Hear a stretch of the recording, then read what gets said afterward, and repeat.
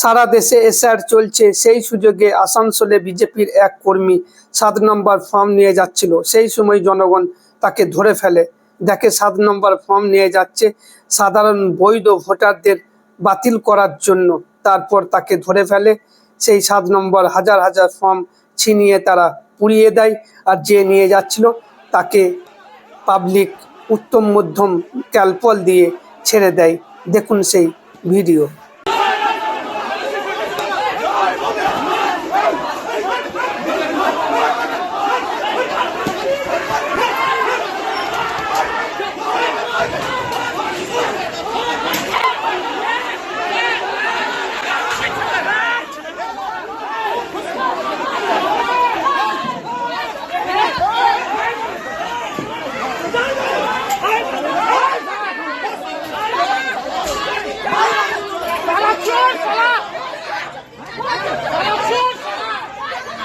পিছনে পিছনে পিছনে পিছনে আর পিছনে